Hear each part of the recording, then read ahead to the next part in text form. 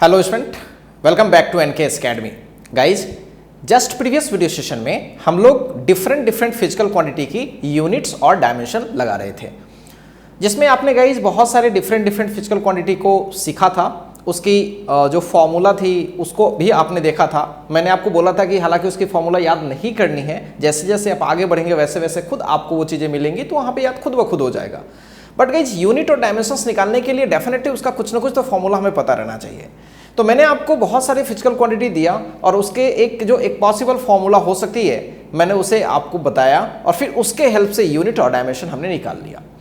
ध्यान रखने वाली बात यह थी गाइज कि हर एक फिजिकल क्वांटिटी की डायमेंशन हो जाए ये कोई जरूरी नहीं है।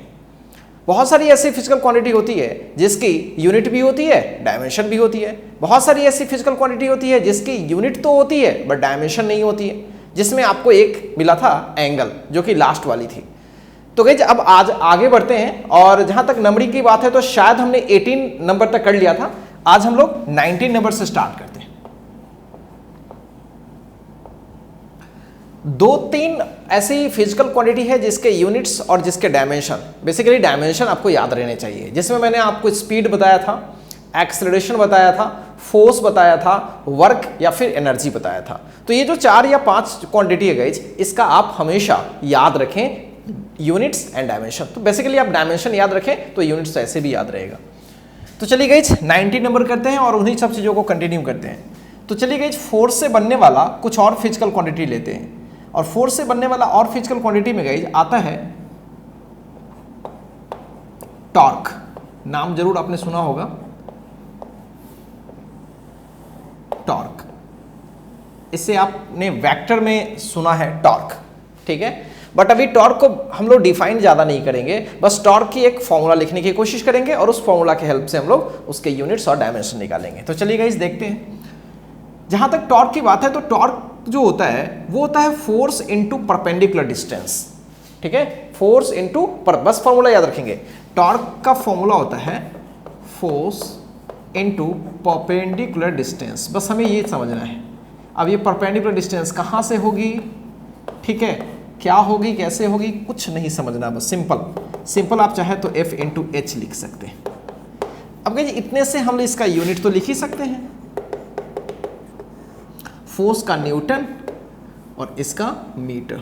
सो ये टॉर्क का यूनिट रहा। अब इसको हम खोलेंगे गाइस तो क्या होगा, ये तो आपको पता है, केजी मीटर पर सेकेंड स्क्वायर और ऑलरेडी यहाँ पे metre. So finally KG metre square guys, अच्छे से देखिए यही चीज हो जाएगा फाइनली। अगर हम इसका डायमेंशनल फॉर्मूला लिखें, सो केजी के लिए m होगा, ये एल स्क्वायर होगा t माइनस 2। गाइस, अगर आप अच्छे से वाच करें तो ये कहीं ना कहीं एनर्जी का ही है, m l square t minus 2 energy का डायमेंशन है। तो गाइस, हमसे अगर कोई बोले कि टॉर्क का डायमेंशन किसके बराबर, तो हम क्या वर्क के बराबर लिख सकते हैं, बिल्कुल। और वर्क की डायमेंशन तो सबको पता है एनर्जी के इक्वल होती है। सो ये भी चीज याद रखेंगे, कंपेयर भी करना चाहिए हमें। चलिए गाइस आगे बढ़ते हैं, 20 नंबर लगाते हैं। 20 नंबर में थोड़ा एक बेसिक फिजिकल क्वांटिटी भी हम लोग लगाते हैं और पहले से लाते हैं, उसमें फोर्स वगैरह का उसमें कोई यूज नहीं है। वो है मोमेंट ऑफ इनर्शिया। जब आप रिजिड बॉडी पढ़ेंगे, रिजिड बॉडी डायनेमिक्स पढ़ेंगे, यानी रोटेशनल मोशन पढ़ेंगे, तो वहां पे आपको मोमेंट ऑफ इनर्शिया से मुलाकात होगी। सिंपल इनर्शिया नहीं, मोमेंट ऑफ इनर्शिया। तो गाइज उसके बारे में अपन डिटेल करेंगे।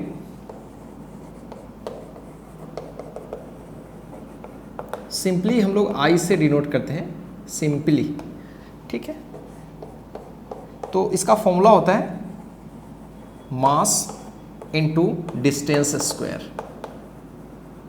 डिस्टेंस स्क्वायर मतलब अगर कोई पार्टिकल है, इसकी मास अगर m है, कोई एक्सिस है और एक्सिस से इसकी दूरी अगर r है और अगर ये रोटेट कर रही है, तो इसकी जो मोमेंट ऑफ इनर्शिया डिफाइन होती है मास इनटू डिस्टेंस स्क्वायर। हम चाहें तो इसे सिंपली लिख सकते हैं m इंटू आर स्क्वायर। अब गाइस बहुत ही आसान है यहाँ से यूनिट और डायमेंशन निकालना। तो चलिए गाइस यूनिट अब देख लेते हैं। मास के लिए kg, डिस्टेंस के लिए मीटर स्क्वायर, बहुत ही सिंपल है। और जहाँ तक डायमेंशन का प्रश्न है तो ये m l स्क्वायर, बहुत ही सिंपल है। नेक्स्ट क्वांटिटी करते हैं।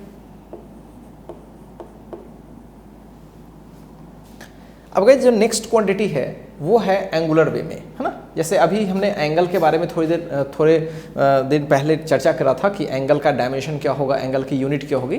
तो एंगल की यूनिट तो रेडियन में हम लोग रिप्रेजेंट करते हैं, बट उसके डायमेंशन कुछ भी नहीं होती है, ये तो आपको पता है।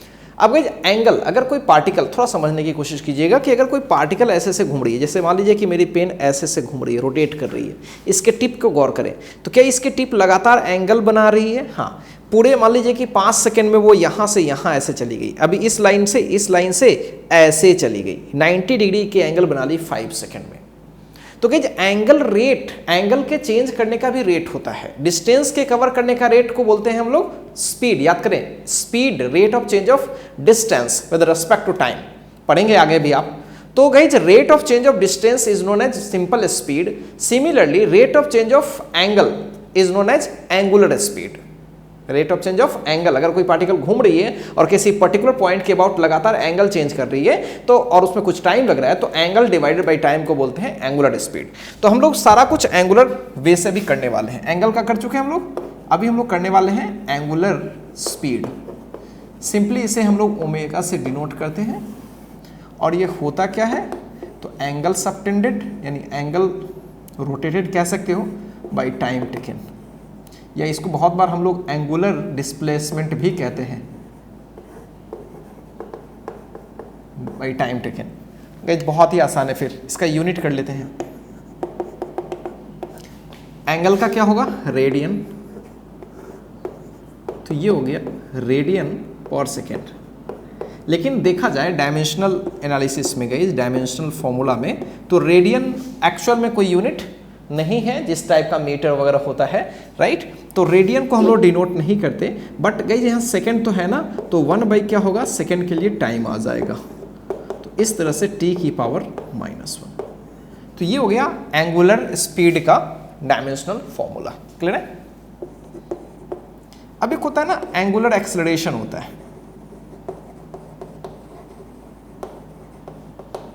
जिसको लोग जनरली अल्फा से डिनोट करते हैं। और ये क्या होता है, तो ये ओमेगा में, या ऐसा कहिए चेंज इन ओमेगा में टाइम से अगर डिवाइड करेंगे तो इसी को बोलते हैं एंगुलर एक्सेलरेशन। अब यहाँ से यूनिट तो हम लोग बड़े आराम से निकाल पाएंगे। ओमेगा का यूनिट होता है रेडियन पर सेकेंड, ओमेगा का रेडियन पर सेकेंड जस्ट अभी निकाला, एंड टाइम का सेकेंड, तो फाइनली वी गेट रेडियन पर सेकेंड स्क्वायर। अब जहाँ तक डायमेंशनल फॉर्मूला की बात है, तो रेडियन का होगा नहीं, इसका हटा दो, सेकेंड का पावर -2 मतलब t की पावर -2। सो दैट्स ऑल, कुछ है ही नहीं गई इसमें, सिंपल बस फॉर्मूला यूज करो और आंसर करते चलो। आइए 23 करते हैं। अब गई 23 में हम लोग कुछ और अलग अलग क्वांटिटी के बारे में थोड़ा सा पढ़ते हैं, ठीक है। अभी तक हमने जो भी क्वांटिटी पढ़ा, ठीक है, कुछ फोर्स से रिलेटेड भी पढ़ा है, कुछ मास और डिस्टेंस से रिलेटेड चीज़ें पढ़ी है। अब गाइस फोर्स से रिलेटेड एक और क्वांटिटी करते हैं जो हमें आगे चल के पढ़नी है, and that is surface tension. ध्यान से मेरी बात समझेंगे, I am not saying tension. Tension अगर बोला जाएगा ना टेंशन, तो tension is a force, tension is a force. तो गाइस वो टेंशन का जो डायमेंशन फॉर्मूला होगा वो फोर्स वाला ही हो जाएगा, but I am saying just surface tension, और इसको हम लोग कैपिटल T से जनरली डिनोट करते हैं। अब इसका फॉर्मूला होता है surface tension is what, force per unit length, force per unit length. Simply इसे हम लोग F/L बोला करते हैं। अब इसके हेल्प से तो हम लोग यूनिट पहले लिखेंगे, फोर्स का न्यूटन होता है और नीचे मीटर। अगर न्यूटन को खोल लें तो kg मीटर पर सेकेंड स्क्वायर होगा, एंड दिस इज मीटर। तो फाइनली गाइस क्या हमें देखने को मिल रहा है, kg सेकेंड -2, क्लियर है। So this is very easy. तो kg के लिए m आएगा t की पावर -2, ये रहा गाइस। तो डायमेंशनल फॉर्मूला भी बहुत आसान है, और यूनिट तो खैर अब देख ही लो, बहुत ही आसान है। नेक्स्ट आते हैं गाइस, सॉरी, नेक्स्ट बात करते हैं कुछ वेव वगैरह में आते हैं गाइज। वेव भी आपको पढ़नी है आगे चल के। तो वेव में आपने कुछ छोटी छोटी टर्म्स आपने सुना होगा। वेव है स्पीड, तो स्पीड पर तो अपन चर्चा नहीं करना, जो भी स्पीड होती है सबकी यूनिट डायमेंशन वही होती है। लेकिन वेव लेंथ के बारे में आपने सुना होगा, साथ साथ गाइज वेव टाइम पीरियड के बारे में भी सुना होगा कि टाइम पीरियड वेव का क्या होता है, उसकी फ्रिक्वेंसी क्या होती है, आपने ये भी सुना होगा। तो वेव जो पैरामीटर्स है उसके बारे में भी थोड़ा सा चर्चा कर लेते हैं। तो उसमें सबसे पहले गाइज हम लोग वेव लेंथ करेंगे। अब गाइज ये भी कुछ खास नहीं है। वेव लेंथ क्या होती है? The distance travelled by wave in one time period. एक टाइम पीरियड में जितनी डिस्टेंस ट्रेवल कर जाती है कोई वेव, उसी को बोलते हैं। तो basically it is a distance. क्या है ये? डिस्टेंस है। तो ऐसा कह सकते हैं डिस्टेंस, मैं एक लाइन लिख देता हूं, travelled by wave in one time period, right. So this is basically distance. तो अगर गाइस यूनिट की बात करें तो यूनिट तो इसकी मीटर ही होगी नेचुरली, और जहां तक डायमेंशनल फॉर्मूला की बात करें so that would be L, only L guys, कुछ भी नहीं है, राइट। नेक्स्ट आते हैं, अब हम लोग बात करेंगे time period. Guys time period wave की वो टाइम होती है, इसको भी कैपिटल टी से ही जनरली डिनोट करते हैं। टाइम पीरियड मतलब एक ऑसिलेशन में जो वक्त लगती है उसको हम लोग टाइम पीरियड कहते हैं। Time taken in one oscillation, यही होती है। तो बेसिकली इट इज टाइम। क्या है वो तो पढ़ेंगे, डिटेल ज्यादा पता चलेगा, but basically it is time. तो कई जगह मैं यूनिट की बात करूं, एसआई यूनिट की बात, तो सेकेंड यानी एस, एंड डायमेंशन की बात करूं तो टी का तो टी ही होगा, कुछ भी खास नहीं है। एक होती है फ्रीक्वेंसी, सिंपल फ्रीक्वेंसी है गाइस एन, और ये क्या होता है? ये टाइम पीरियड का रेसिप्रोकल होता है 1/t। तो रेसिप्रोकल करके भी हम चाहें तो इसका बना सकते हैं। तो this is basically 1 time period. So N की यूनिट पता कर लेते हैं, ध्यान से देखेंगे गाइज। ये 1 क्या होने वाला है? सेकेंड, 1 सेकेंड, यानी दिस इज पर सेकेंड। और गाइज ये बहुत ही फेमस होती है, इसे हम लोग बोलते हैं हर्ट्ज। क्या बोला करते हैं गाइज? हर्ट्ज। पर सेकेंड को हम लोग हर्ट्ज बोला करते हैं। तो इसकी फ्रीक्वेंसी की जो यूनिट होती है हमेशा याद रखेंगे, हर्ट्ज में डिनोट करते हैं। अब इसके डायमेंशन की जहां तक बात है तो 1/t है, मतलब t की पावर -1 ही हो जाएगी। Clear guys? कुछ भी खास इसमें नहीं है। तो वेव में कुछ पैरामीटर्स है गाइज, उसको ध्यान में रखते हुए हमने वेवलेंथ कर लिया, टाइम पीरियड कर लिया, फ्रीक्वेंसी किया, और एक गाइज हालांकि वो आसान है, उसमें मतलब वो पुरानी चीज़ है, वेव स्पीड भी होती है। तो wave speed is basically speed. इसमें क्या करना है, मतलब वही होती है। इसकी डायमेंशन में लिखूँ तो वही LT-1 होगा, और जहाँ तक यूनिट की बात करें तो वही होगा मीटर पर सेकेंड। Clear guys? तो छोटी छोटी चीज़ें हैं जो आपको जानना चाहिए, कॉपी कर लीजिए। अभी और क्वांटिटी करेंगे, ठीक है। नेक्स्ट आगे बढ़ेंगे।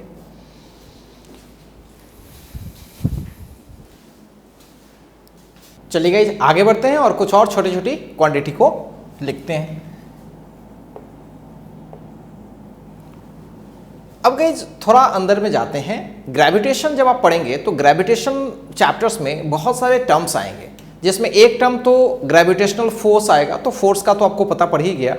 दूसरा आपको acceleration due to gravity, small g, मतलब वो एक्सेलरेशन ही है, तो वो भी आपने कर ही लिया, 2 टर्म। और एक आएगा कांस्टेंट कैपिटल जी। तो कांस्टेंट का गाइज हम लोग अलग से डायमेंशन निकालना सीखेंगे, तो कांस्टेंट को थोड़ा अवॉइड करते हैं फिलहाल। और गाइज उसमें कुछ 2-3 टर्म्स और आते हैं। एक को बोलते हैं ग्रेविटेशनल फील्ड इंटेंसिटी, ठीक है guys.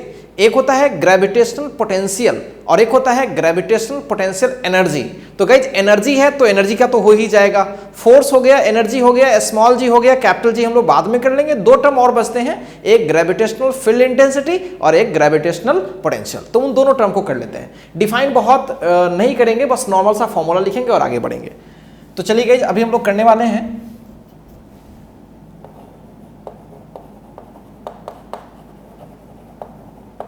Gravitational field intensity. Simply इसे हम लोग आई से डिनोट करेंगे या GFI बोलेंगे, चलो जो भी है। तो GFI का फॉर्मूला होता है फोर्स पर यूनिट मास, यानी फोर्स पर यूनिट मास, यही फॉर्मूला होता है गाइज। ठीक है, पढ़ेंगे वहाँ पे तो ज़्यादा डिटेल होगी, बस फॉर्मूला जानते हैं। अगर मैं इसका यूनिट निकालूँ तो फोर्स का न्यूटन, नीचे केजी, तो फाइनली ये हो जाएगा न्यूटन पर केजी। राइट, इसको अगर खोलते हैं तो न्यूटन को खोलेंगे तो क्या मिलेगा, केजी मीटर पर सेकेंड स्क्वायर और केजी की पावर -1, तो ये दोनों कैंसिल, यानी मीटर पर सेकेंड। गाइज अच्छे से देखेंगे तो ये आपको एक्सेलरेशन का यूनिट नज़र आ रहा होगा, मीटर पर सेकेंड स्क्वायर। बिल्कुल गाइज वही है ही। तो अगर गाइज जब मैं डायमेंशन की बात करूँ, GFI के डायमेंशनल फॉर्मूला की बात करूँ, so that would be LT-2। तो इस साफ क्लियर है ना कि GFI मतलब ग्रेविटेशनल फील्ड इंटेंसिटी की जो डायमेंशन होगी वो किसके इक्वल होगी, एक्सेलरेशन के डायमेंशन के इक्वल होगी, एंड वो होगी कितनी, LT-2। क्लियर है, आसान चीज़ है। सिमिलरली इसमें एक और चीज़ आता है और वो होती है ग्रेविटेशनल पोटेंशियल।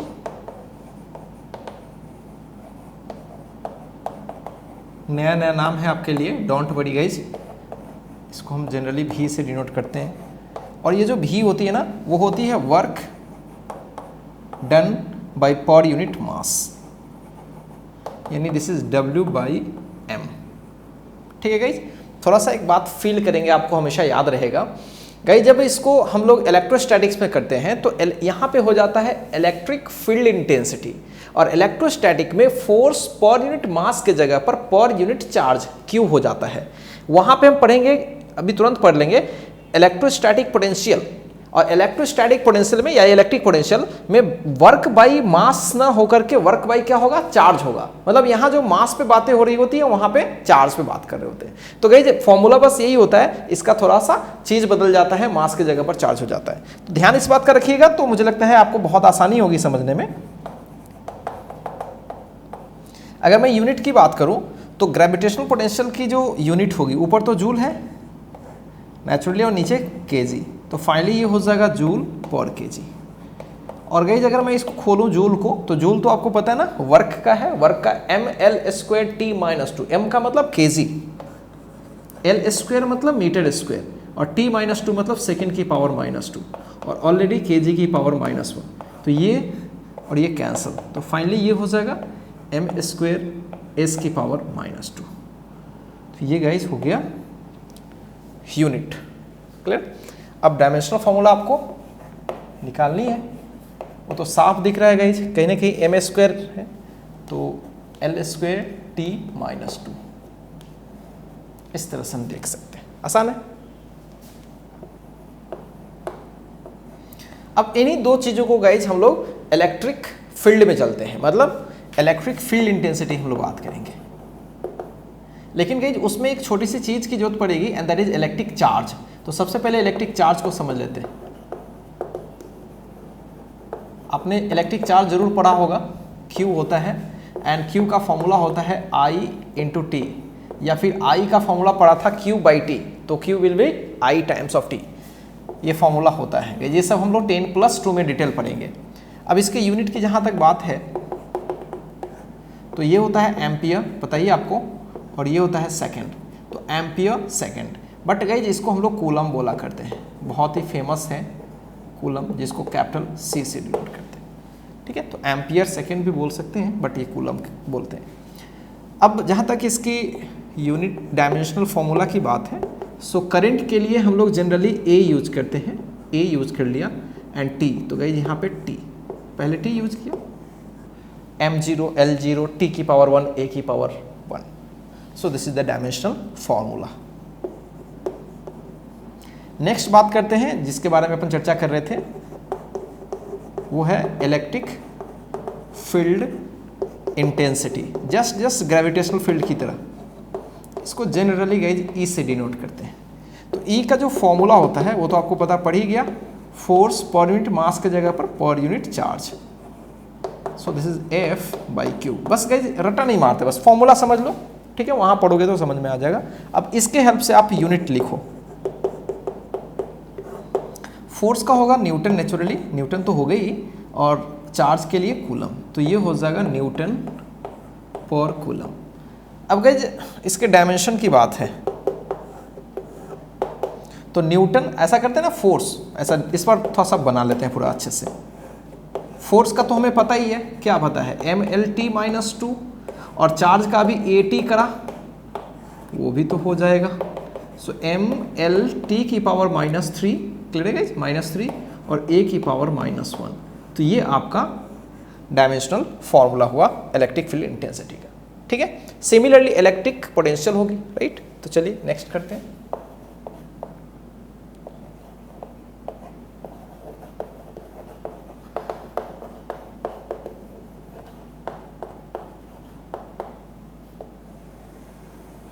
Electric potential.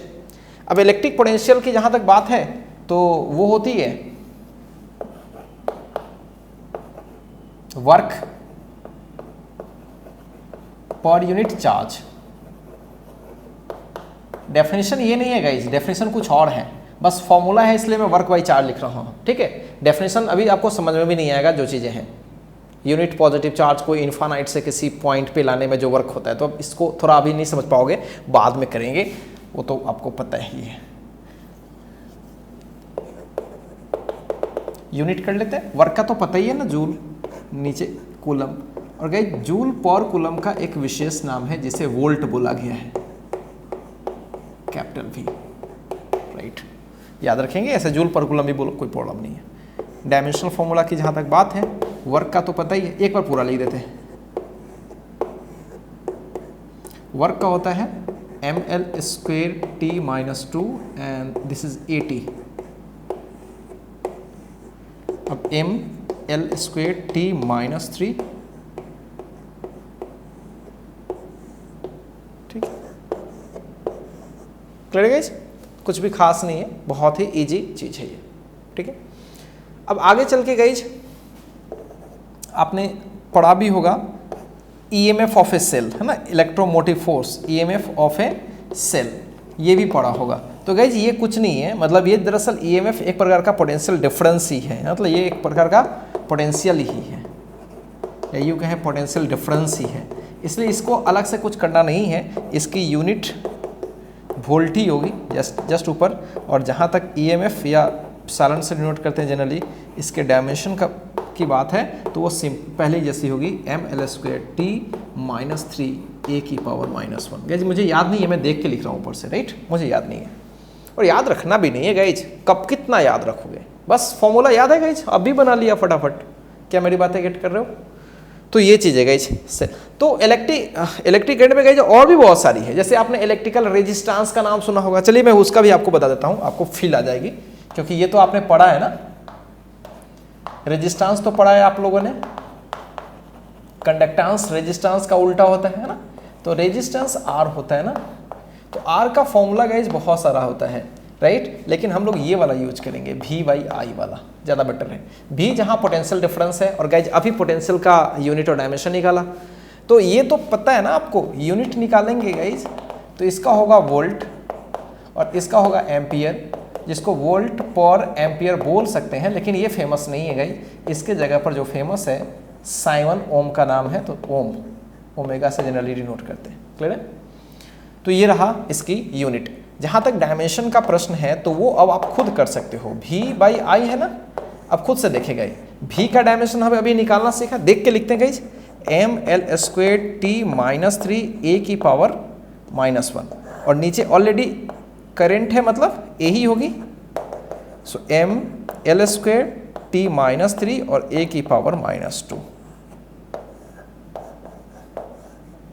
क्या मेरी बात है क्लियर है गाइज? सिमिलरली इसी का जस्ट रेसिप्रोकल होता है, जिसको हम लोग बोलते हैं कंडक्टेंस, कंडक्टेंस जनरली C कहते हैं।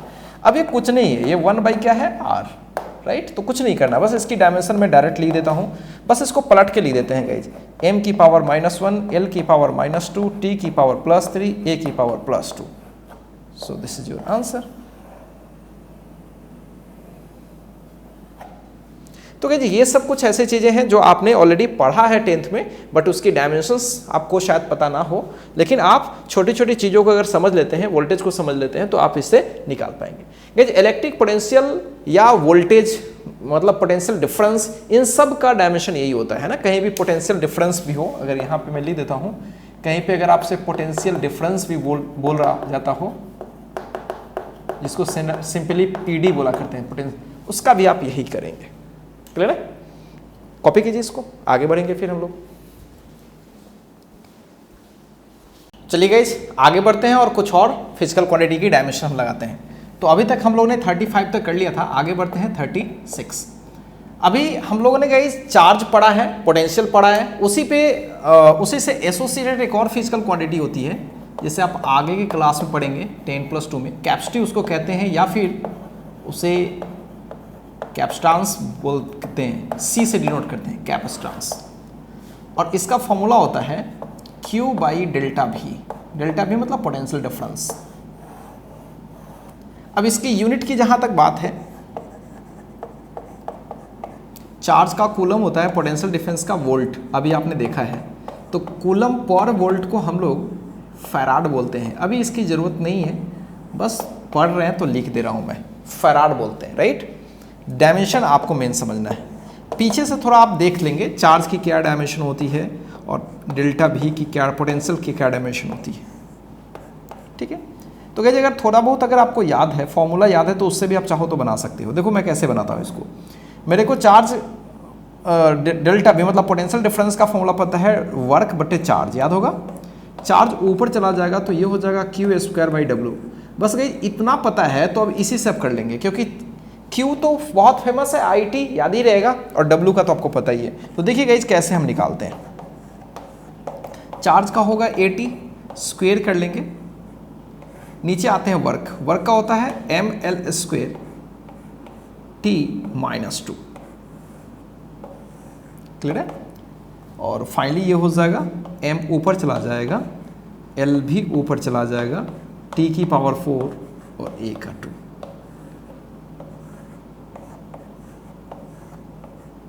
ये आंसर हो जाएगा। क्लियर है? इसमें कुछ खास नहीं है। नेक्स्ट आते हैं, अब थोड़ा सा हीट एंड टेम्परेचर वाले चैप्टर में चलते हैं। उसमें भी एक दो फिजिकल क्वांटिटी का हम लोग यूनिट और डायमेंशन निकालते हैं गाइस। तो इसमें सबसे पहले तो हीट आती है, राइट, और फिर टेम्परेचर के बारे में बात करते हैं। तो टेम्परेचर गाइस तो फंडामेंटल है, और हीट एक एनर्जी है। अगर मैं बात करूं तो हीट एक एनर्जी है और ये फंडामेंटल क्वांटिटी है। तो गाइस अगर हीट की यूनिट के बारे में बात करें कोई, ठीक है, यूनिट के बारे में बात करें तो यूनिट तो बहुत ही सिंपल, जूल होगी,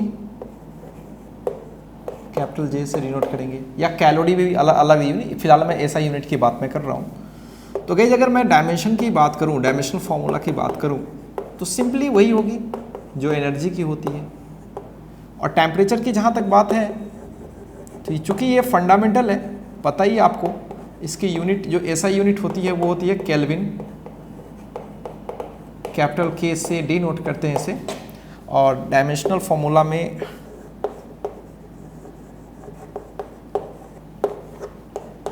भी हम चाहें तो K से डिनोट कर सकते हैं, या थीटा से भी बहुत बार डिनोट करते हैं। तो ये कुछ खास नहीं है, सिंपल है। अब आते हैं, इसमें एक टर्म होता है जिसे हम लोग बोलते हैं हीट कैपेसिटी, C का फॉर्मूला होता है कि कोई भी बॉडी में जितना आपने हीट दे दिया, जो भी हीट दे दिया, हीट H दे दिया, राइट, और जितना उसके टेम्परेचर में चेंजिंग हो गई, उनका रेशियो लगा लीजिए। जो आपने हीट दिया है और जितनी टेम्परेचर में चेंजिंग आ गई, सो उन्हीं के रेशियो को बोलते हैं हीट कैपेसिटी। अब इसके यूनिट की मैं बात करूं तो बेहद आसान है, क्योंकि हीट का होगा जूल और नीचे टेम्परेचर का केल्विन होगा, सो जूल पर केल्विन, राइट। और डायमेंशन की बात है तो हीट मतलब एनर्जी, एनर्जी का होगा mL² T-2 और ये होगा guys K। So finally we get mL² T-2 K की पावर। कुछ भी खास नहीं है, ये आपको 11th में ही पढ़ना है आगे। एक और टर्म होता है गाइस जिसको बोलते हैं स्पेसिफिक हीट कैपेसिटी।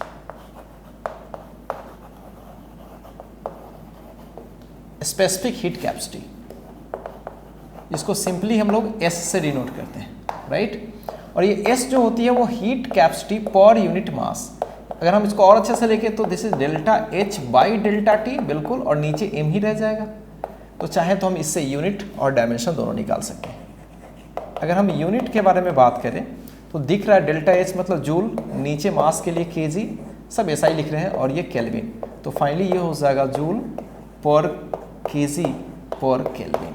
और डायमेंशनल फॉर्मूला की बात है तो ऊपर देखेंगे डेल्टा H मतलब एनर्जी यानी mL²T-2 याद रखा हुआ है हमने, और मास का तो सबको पता है m होता है, और टेम्परेचर के लिए k। तो इस फाइनली क्या देख रहा हूँ, सो L²T-2 एंड k की पावर -1। तो ये हो गई स्पेसिफिक हीट कैपेसिटी का डायमेंशन। क्या मेरी बातें क्लियर है गाइज? क्या ये सब चीज़ें बहुत ही आसान आपको लग रही होंगी? नेचुरली गाइज बहुत ही आसान है भी, इसमें कुछ भी खास नहीं है, ठीक है। तो गाइज इतनी हमने यूनिट और डायमेंशंस हमने बहुत कर लिया गाइज, इतनी ज़रूरत भी नहीं है अपन को, ठीक है। फिर भी मैंने बहुत सारा कर लिया, हीट कैपेसिटी, हीट मतलब हीट में मैं जाकर के थोड़ा सा आपको बताने की कोशिश किया है कि इसमें जो क्वांटिटी आएंगी उसको हम लोग कैसे, क्लियर है गाइज। और भी क्वांटिटी आती है गाइज इसमें, हीट में कुछ और क्वांटिटी मैं आपको लिख देता हूँ। एक को बोलते हैं गाइज, अच्छे से समझते हैं, latent heat, right. Latent heat आता है। अब इसमें 3 टर्म होते हैं, जनरली 2 टर्म होते हैं, सॉरी गाइज। इसमें होता है, एक होता है लैटेंट हीट ऑफ फ्यूजन, ये सब पढ़ेंगे आप, अभी कंफ्यूज नहीं होंगे आप। और एक होता है लैटेंट हीट ऑफ वेपराइजेशन, जिसको हम LV बोलते हैं। खैर दोनों का गाइज, जो लैटेंट हीट का जो फॉर्मूला होता है वो होता है डेल्टा H बाई M, बस सिंपल याद रखेंगे। क्या होता है? डेल्टा H मतलब हीट बाई मास। तो बहुत ही सिंपल है। अगर मैं इसकी यूनिट की बात करूं तो ये आप देख सकते हो, बहुत आसानी से आप निकाल पाओगे। दिस इज जूल पर केजी, राइट। एंड जहां तक डायमेंशनल फॉर्मूला की बात है तो ये हो जाएगा mL²T-2 एंड नीचे मास है तो M, so this is L²T-2। Clear guys? इसके डायमेंशन, ठीक है गाइस। तो इसमें कुछ भी खास नहीं है, बहुत ही सिंपल है। क्या मेरी बातें क्लियर है? तो चलिए गाइज इसको आप कॉपी कीजिए। और अब गाइज हम लोग इसमें करने वाले हैं कुछ कांस्टेंट्स के यूनिट्स एंड डायमेंशन, कुछ स्पेशल कांस्टेंट्स हैं गाइज, उसके यूनिट और डायमेंशन लगाएंगे और आज के क्लास हम लोग खत्म कर लेंगे गाइज। और जितने भी फिजिकल क्वांटिटीज है जो इंपॉर्टेंट है उस लगभग सबका हमने यूनिट और डायमेंशन निकाल लिया गाइज, ठीक है। तो कांस्टेंट्स का करके और आज के वीडियो सेशन हम लोग ओवर करेंगे। चलिए गाइज आगे बढ़ते हैं और आगे गाइज हम लोग कुछ कांस्टेंट्स जो इंपॉर्टेंट कांस्टेंट्स हैं उसके हम लोग डायमेंशंस लगाने वाले हैं। कुछ लिस्ट मैंने बना रखा है गाइज, इतने ही कांस्टेंट्स नहीं है, और भी बहुत सारे कांस्टेंट्स हैं, बट हम लोग इतने ही करेंगे। आगे जैसे जैसे आप पढ़ेंगे वैसे वैसे आप खुद डील कर लेंगे। कुछ इंपॉर्टेंट कांस्टेंट्स गाइज फिजिक्स में काफी बार यूज होते हैं सब। अब पहले के बारे में बात करें गाइज, यूनिवर्सल ग्रेविटेशनल कांस्टेंट। इससे तो जान पहचान आपकी है ही, आपने 10th वगैरह में या फिर 9th वगैरह में पढ़ा है इस चीज़ को कि दो मासेस एक दूसरे को अट्रैक्ट करती हैं, उसमें ये कैपिटल G इन्वॉल्व होता है। तो चलिए गाइज एक एक करके एक्सप्लेन करते हैं सबको। First, universal gravitational constant. तो ये फॉर्मूला आती कहाँ से है ना, इसमें G कहाँ इन्वॉल्व होता है पहले उसे हम लोग एक्सप्लोर करते हैं। सबको पता है कि अगर दो मासेस हो, अगर M1 मास हो M2 मास हो, इनके बीच की डिस्टेंस r हो, तो न्यूटन के अकॉर्डिंग जो फोर्स ऑफ अट्रैक्शन लगता है ना वो capital G M1 M2 by r², इसी से हम लोग गवर्न कराते हैं। अब यहाँ से कैपिटल G हम लोग निकाल लेते हैं फटाफट, F(r²) M1 इंटू M2, ये पता पड़ गया। अब फटाफट यूनिट निकाल लेते हैं, फिर डायमेंशन निकाल लेते हैं। कुछ खास है नहीं इसमें, न्यूटन मीटर स्क्वेयर, नीचे kg दो बार है ना तो kg² kg दो बार है, सो न्यूटन kg की पावर -2 मीटर स्क्वेयर। तो ये तो हो गया गाइज यूनिट। डायमेंशनल फॉर्मूला की जहाँ तक बात है तो हमें एक चीज़ गौर करना है, फोर्स का हमें डायमेंशन डालना है। तो फोर्स का तो पता है ना mL(T-2), और ये r मतलब डिस्टेंस विच इज L²। मास दो बार है तो एक मास कैंसिल हो जाएगा, और फाइनली वी गेट m की पावर -1 l की q एंड t की पावर -2। गाइस कुछ भी नहीं है, बस फुल्ली ये सब टाइम पास है, बस आपको फॉर्मूला पता रह जाए तो आप खुद से भी इन चीज़ों को आप निकाल पाएंगे। नेक्स्ट करते हैं गाइज प्लैंक्स कांस्टेंट। ये भी काफ़ी यूज में आता है गाइज, बहुत यूज में आता है ये।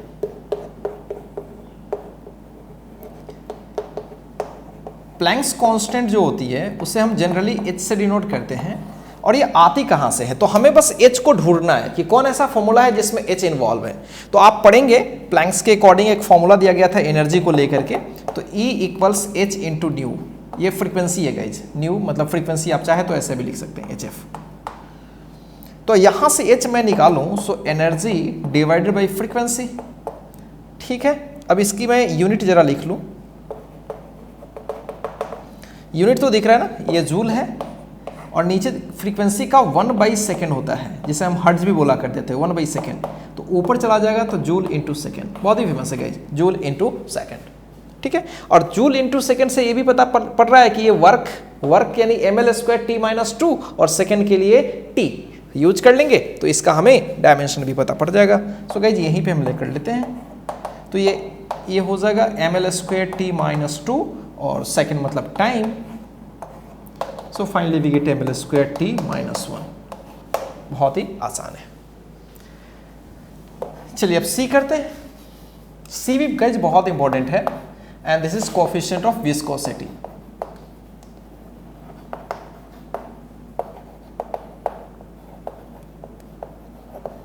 अब हमें ये ढूंढना है, हालांकि आपको अभी बिल्कुल पता नहीं है कि ये ईटा किस फॉर्मूला में होता है। तो गाइज कई एक फॉर्मूला है जिसमें ईटा इन्वॉल्व है, ठीक है। तो अब उन फॉर्मूलेस को हमें ध्यान देना पड़ेगा। एक स्टोक्स फॉर्मूला होता है, मैं आपको इसी से बता देता हूं, ऐसे और भी तरीके हैं। स्टोक्स फॉर्मूला में फोर्स जो होता है वो होता है 6 पाई ईटा आर भी, जहां ये वेलोसिटी आर रेडियस और ये तो कांस्टेंट है और ये फोर्स है। अब गाइस चाहे तो हम लोग ईटा यहां से भी निकाल सकते हैं, F/6 पाई आर भी। अब बस इसी से फटाफट कर लेते हैं, तो यूनिट तो यहीं से निकाल लेंगे हम लोग। यूनिट आपको दिख रही होगी न्यूटन, और नीचे होता है मीटर और ये फिर मीटर पर सेकेंड। सो फाइनली गाइज क्या देख पा रहे हैं, ऊपर और ये ऐसा कुछ हो जाएगा, और न्यूटन इंटू सेकेंड, ठीक है। आप चाहें तो इन सबको एक साथ भी करके इसको बोलते हैं पॉइजली, ठीक है। इसको हम लोग बोलते हैं पॉइजली, सिंपली PL से डिनोट करते हैं, ठीक है, पॉइजली।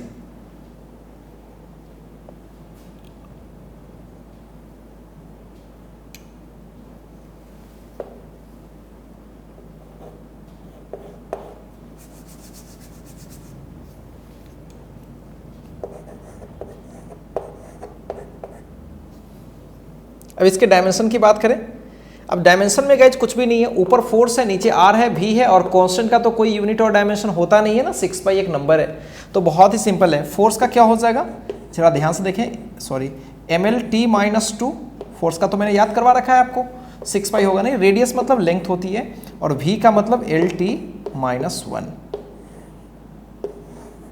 ठीक है गाइज। अब चाहे तो यहाँ से भी सोच सकते थे, वही चीज़ मैं लिख रहा हूँ यहाँ पे, एक L से L कैंसिल हो जाएगा, सो ये ml-1 t और ये -1 ही होगा। तो क्या ये थोड़ा इंपॉर्टेंट है, इसको आप याद रखेंगे हमेशा, ml की पावर -1 और t की पावर भी -1। तो ये c भी हमने कर लिया। अब गाइस ये बहुत फेमस है, यूनिवर्सल गैस कांस्टेंट R। हालांकि इसके बारे में अभी आपको नॉलेज नहीं है, फिर भी हम लोग करते हैं गाइस, यूनिवर्सल गैस कांस्टेंट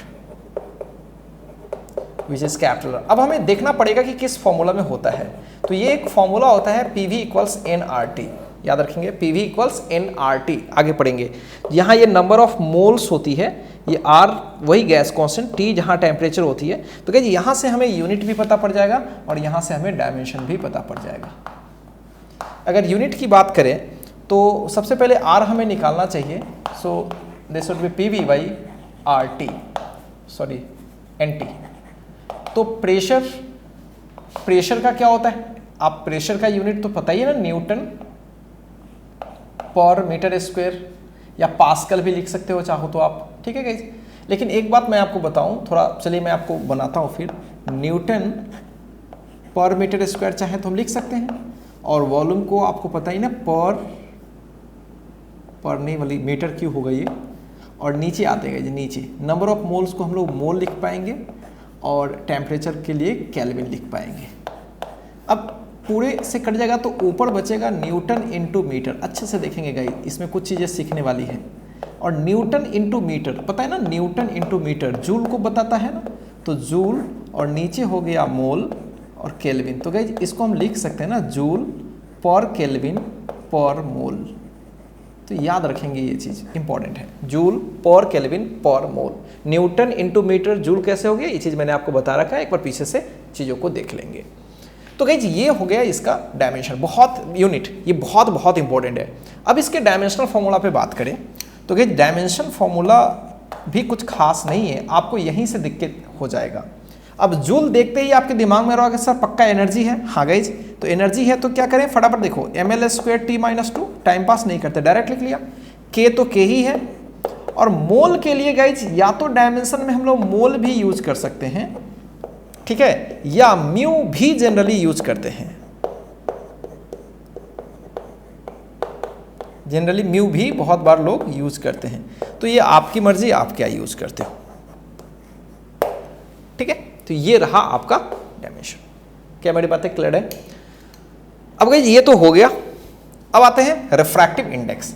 ये क्लास 10th में आपने पढ़ा था, याद होगा रिफ्रैक्टिव इंडेक्स का क्या डेफिनेशन है। तो गाइस अगर मैं रिफ्रैक्टिव इंडेक्स को सिंपली RI बोला करते हैं, म्यू या सिंपली आगे चल के N से भी डिनोट करते हैं हम लोग। तो गाइस N की जो डेफिनेशन होती है, speed of light in vacuum, speed of light in vacuum C, और speed of light in a medium C/cm होता है। Speed of light in vacuum but speed of light in a medium. तो कुछ भी होगा ये तो है तो ये स्पीड ही ना, और ये जो भी कुछ हो है तो ये स्पीड ही। तो कमाल की बात है गाइस, C/cm करेंगे तो क्या होगा, कैंसिल हो जाएगा यूनिट, तो इसकी कोई यूनिट नहीं होती है, क्लियर है, ऊपर यूनिट नहीं होती है क्योंकि ऊपर भी स्पीड है नीचे भी स्पीड है, कट जाएगा, इसकी डायमेंशन भी नहीं होती। तो ये कमाल की चीज सीखा आपने, मतलब रिफ्रैक्टिव इंडेक्स की न तो यूनिट होती है और न ही डायमेंशन। क्या मेरी बात है क्लियर है गाइज? तो अब रिमेनिंग 3 हम लोग करेंगे गाइज। पहले आप इसको कॉपी कीजिए, Boltzmann constant, coefficient of thermal expansion and thermal conductivity. Copy कीजिए पहले इसको। चलिए गाइज आगे बढ़ते हैं, और अब हम लोग करने वाले हैं बोल्ट्जमैन कांस्टेंट F।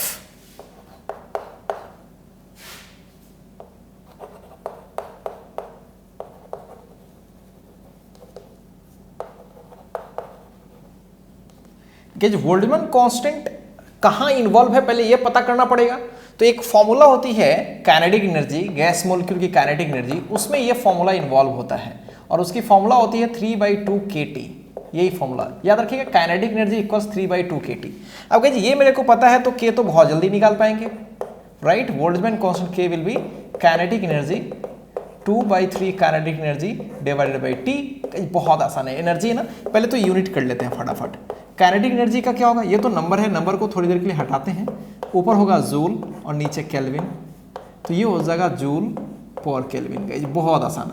और जहाँ तक डायमेंशन की बात है तो जूल मतलब काइनेटिक एनर्जी का तो एनर्जी की तरह ml² T-2 हम लोगों ने याद किया हुआ है, और टेम्परेचर के लिए K यूज करेंगे। So finally we get ml² T-2 and K-1। तो गाइस ये हो गया बोल्ट्जमैन कांस्टेंट K का, क्लियर है। अब आइए नेक्स्ट करते हैं कोएफिशिएंट ऑफ थर्मल एक्सपेंशन, ठीक है, अल्फा, मैं डायरेक्ट अल्फा लिखता हूं। तो ये कहां पे इन्वॉल्व है, कौन सा फॉर्मूला होगा जिसमें इन्वॉल्व होगा, ठीक है। तो कोएफिशिएंट ऑफ थर्मल एक्सपेंशन में गाइस एक फॉर्मूला होता है, वो आप आगे चल के पढ़ेंगे, delta L/L equals alpha into delta T। Delta T जहां चेंज इन टेम्परेचर है, delta L change in length, L जहां लेंथ है, यहां पे इन्वॉल्व होता है। तो अगर गाइस मैं यहां से अच्छे से बात करें हम लोग, तो अल्फा को निकालेंगे तो क्या होगा, delta L/L into delta T। अब डेल्टा L तो लेंथ ही है, अगर करें तो ऊपर मीटर नीचे भी मीटर, और दिस इज केल्विन, कट जाएगा, सो दिस इज पर केल्विन। तो यूनिट तो कोई दिक्कत ही नहीं है। अब जहां तक डायमेंशन का प्रश्न है तो देख ही रहे हो आप, सब कुछ कट गया, यहां केवल k का पावर -1 है, तो यहां डायमेंशन में भी k ही यूज करते हैं, तो k की power -1, so this is your answer. कुछ भी खास नहीं है। अब बात करते हैं थर्मल कंडक्टिविटी, ये भी काफी इंपॉर्टेंट है।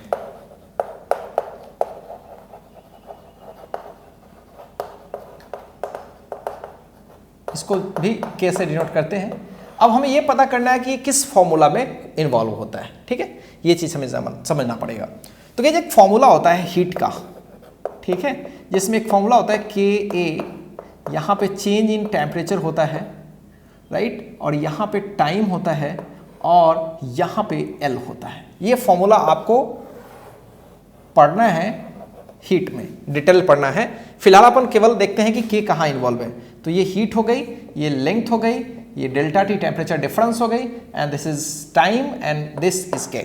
गाइस अगर K की बात करें, सो K को अगर मैं निकालने की कोशिश करूं, so delta H into L divided by A delta T into T. Clear है गाइस, सब डिवाइड पड़ जाएगा।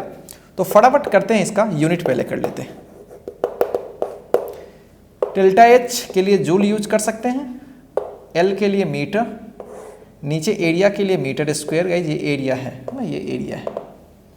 डेल्टा T के लिए केल्विन, और सेकेंड टाइम के लिए। So finally we get joule पर मीटर पर केल्विन पर सेकेंड। क्लियर है, सो दिस इज K। और जूल पर सेकेंड को हम वाट भी कहते हैं, ध्यान से समझेंगे। जूल पर सेकेंड को, जूल पर सेकेंड का मतलब हुआ W/T, क्लियर है, तो उसको पावर बोलते हैं, पावर का वाट होता है। तो इसको कभी कभी लोग कैपिटल W वाट भी लिख सकते हैं, पर मीटर पर केल्विन, ऐसे भी कभी कभी लिखते हैं। So don't confuse, right. So now आप डायमेंशनल फॉर्मूला लिख लेते हैं फटाफट। चलिए गाइस देखते हैं, यहाँ पे यहीं से आप पकड़ सकते हैं अच्छे से। गाइस यहीं से देखते हैं, यहीं से देखते हैं। जूल का मतलब एनर्जी, यानी mL²T-2, फटाफट कर लिया। या फिर आप ऊपर से भी देखो, चलो ऊपर से ही करते हैं। mL²T-2, L का L यूज करेंगे, एरिया के लिए L², और this is K and this is T। तो फटाफट देखते हैं क्या आएगा। L² से L² कैंसिल हो जाएगा finally. So guys m L already है यहाँ पे एक, T की पावर -2 और ये 1, तो फाइनली -3, और K की पावर -1।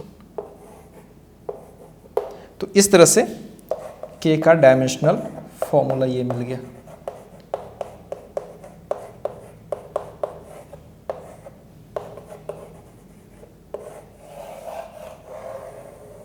कुछ भी खास नहीं है। क्या मेरी बातें गेट कर रहे हो आप? तो बहुत ही आसान चीज है, आप इसे चाहें तो कॉपी कर सकते हैं। तो चलिए गाइज, आज के डेट में हम लोगों ने कवर कर लिया यूनिट और डायमेंशन डिफरेंट फिजिकल क्वांटिटी का। ये बात सही है गाइज कि हमने बहुत सारे फिजिकल क्वांटिटी को कवर किया है, लेकिन पूरा नहीं, और वो पूरा खुद ब खुद हम लोग कवर कर लेंगे। जब जैसे जैसे हम लोग आगे बढ़ते चलेंगे तो धीरे धीरे हम लोग का वो नया क्वांटिटी मिलेगा, और गाइज उसको भी हम लोग कवर कर लेंगे। और गाइज जैसा कि मैंने आपको शुरू में ही बता रखा था, इंस्ट्रक्ट किया था आपको कि कभी भी किसी भी फिजिकल क्वांटिटी की डायमेंशन रट्टा नहीं मारते हैं, कैसे बनाते हैं वो मैंने आपको सिखाने की कोशिश की है फॉर्मूला के बेसिस पर। याद किसी को नहीं रखना है सिवाय 4 या 5 जो मैंने आपको बता रखा है। जब भी किसी फिजिकल क्वांटिटी की डायमेंशन की जरूरत पड़ेगी गाइज, तो बस आप पीछे से, फिलहाल तो भी पीछे से देख लेंगे और उसके हेल्प से कोशिश करेंगे बनाने का। क्या मेरी बातें क्लियर है गाइज? तो आज के वीडियो सेशन से लेते हैं विदा गाइज। अब नेक्स्ट वीडियो सेशन से गाइज इसकी कुछ नई चीजें पढ़ने वाले हैं। एक्चुअली हम लोग डायमेंशनल एनालिसिस का यूज पढ़ने वाले हैं, इसका यूज करके हम लोग क्या क्या करेंगे। ठीक है गाइज, तो मिलते हैं जस्ट नेक्स्ट वीडियो सेशन में।